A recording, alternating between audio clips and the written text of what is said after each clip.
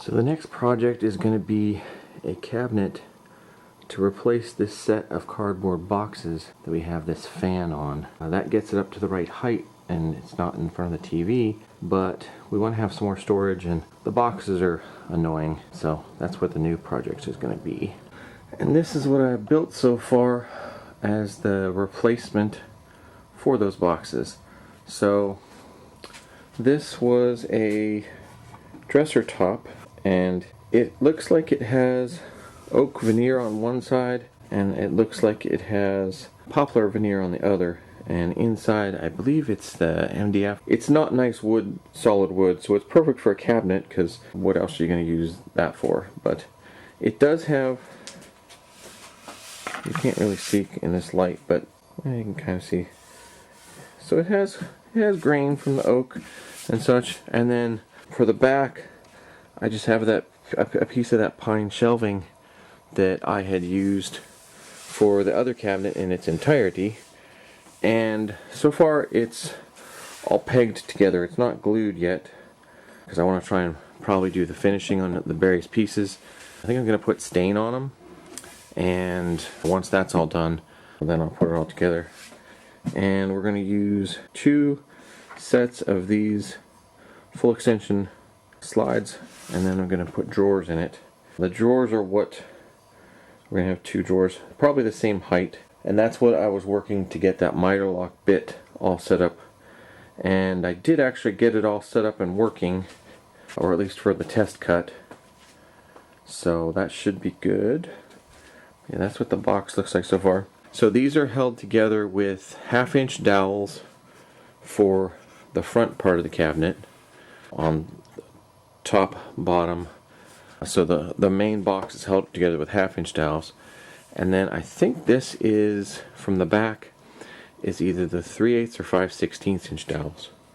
But in any case, it has, come on, focus, it has nice tight gaps, or I should say lack of gaps. It's very smooth so that it all ended up nice and properly fitted, and the gaps that it does have do compress if you squeeze it, so once I glue and put the clamps on, those should get even smaller, which will be nice. But yeah, then that'll be a nice solid cabinet for that spot, and we'll have 2 drawers. So next I'll show you what the test pieces for the miter lock bit look like.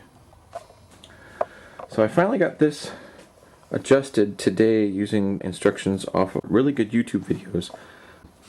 And then once I got that all adjusted, I was able to make the cut. So this cut is from running the piece along the base, and then this cut, which you can see has a different matching profile.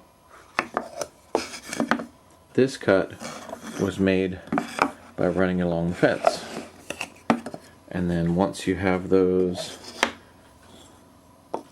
set up, they go down. Now they go down in and fall apart because there's no glue. But let's see, I can get the other piece in. There we go.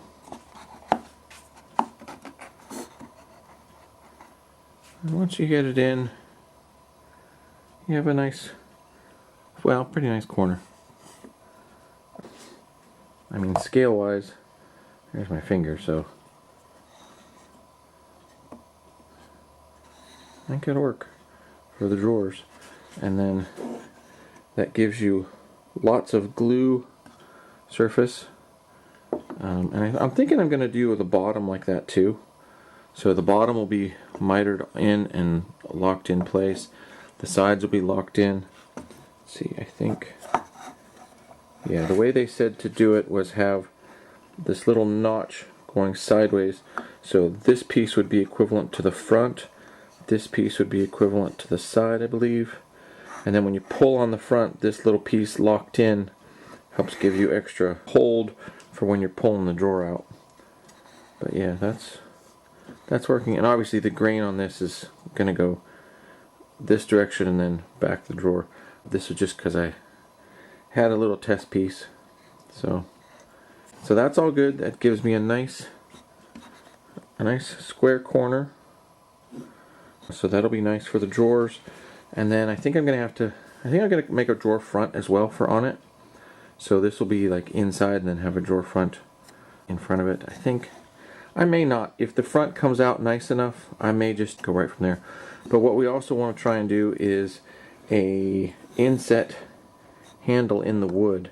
So I'll have to just figure out if I can get that, if that in place to pull successfully or not. But yeah, I'll figure that out next once I get all the pieces for this sorted out. But yeah, so far so good.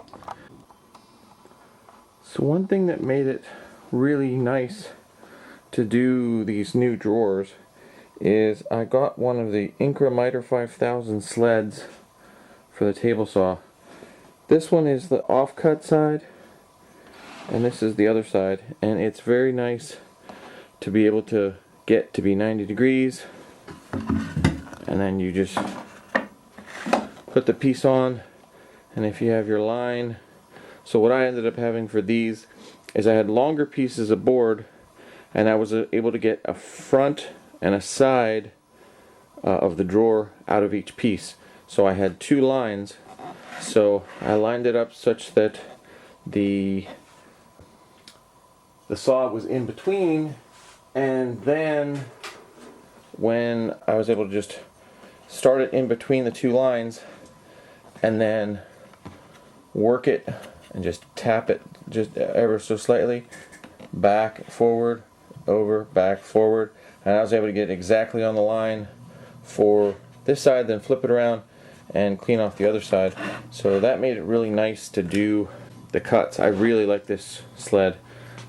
The only problem is it's very large, which isn't a problem if you have enough space to put it, but when I'm then doing, you know, cuts against the fence, I have to take the whole thing out, and the only place that fits is over there on top, currently over there on top of the recycling bin.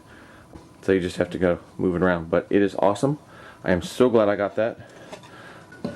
The other thing I did in order to put the bottoms in, I had two sets of material. One, I had a 3/8 inch piece of nice plywood, and I had two thin pieces of hardboard that I'm going to glue together and double up for the other side, which ended up being 5/16. So since I had to, well, always make extra pieces, or at least have extra wood when you're doing things like this, because this split out quite badly when I was doing the router. Oh, the other thing is, make sure to label which one is a front, which one is a side before you start. This was supposed to be a front. It was supposed to have the other orientation. I happily did both sides and then realized, ah, darn it, that's the wrong. So I had to make another one. But that's okay, because I had another side that split out badly, so the extra spare I left wider, and then when I cut through, because narrow pieces running across the router table, at least the way I have it set up here, narrow pieces on this, when you're running them across, are not as stable. Wider pieces are more stable going across. And then it would have been better if I'd had a long outrigger, but I didn't set that up like a lot of people recommend. That would have been easier, but I didn't do it. Probably because I didn't have double stick tape and didn't want to play around with super glue on blue tape, because that's a pain too. So, in any case, I then made slots. So, Incra table was off, out of the way, and I set the gauge up to the right thickness, so I wanted it this far away from the bottom of the drawer, and then I flipped this over, ran it through, ran all the pieces of the drawer, then since this was my test piece, bumped the fence over, ran it again, checked to see if the thickness was right. If it was still narrower than I needed, run all four pieces through, bump it over, repeat, and eventually I got it such that this groove fit the plywood a little bit loose, so I bumped it back slightly, and then I ran the 4 pieces, and it was a nice snug fit for the plywood. And then similarly for the double hardboard, I worked up on it, and that worked great. So that's all that, and again, that's an awesome sled. So next is drawers. So if I look here, here's the cabinet. So there are my drawers. They didn't come out too bad. Some corners are better than others. And they do, whoops, you see there, the gaps do close up some when I compress it. So when I glue and clamp, that's going to work much better. But yeah, overall, it's not too bad. I was able to get the drawer bottoms in, and because neither of those expand, I should be able to glue all that. And yeah, like I said, there's some bigger than others. But there's the plywood. It should be nice. And that way it has a nice inset in the bottom. But yeah, there are little... This is what happens... Come on, focus. This is what happens when you use a narrow piece. It tends to move on the end with this knife edge. That's why you should recommend using the outrigger or the wider pieces. But the other cool thing, I gotta put the camera down, but I'll show you next with that fits with the drawer. Alright, so the drawers are more or less in place. There is enough space for the drawer slides. It's a friction fit, so I'm hoping that's going to be good. I'm assuming that, well, I'm hoping that the drawers will compress slightly with the clamps and things, because they compress whenever I squeeze them. So I'm assuming it's going to be slightly smaller, so the friction fit will be just perfect. But it does fit in there, and it goes back in because, again, I'm going to have a drawer front on here. It's going to be flush with this front, but I'm thinking, let's see if I can go get it. So I got one of the other cabinets I took apart. It might even have been this dresser. These might have been even drawers from that dresser. But it's pieces of oak, and now granted it would be more of that so the burn mark wouldn't be there, but I think that would look nice as a front. So we're going to see, I have at least 2 pieces of that, and they're tall enough that they should inset. So then I just have to figure out how to do the inset handles and things. But yeah, I think that's going to work. Either that, or if I can't get that to work, I'm just going to have a couple wider pieces of the pine shelving and then attach that. So yeah, so that's where we're at. I think that's it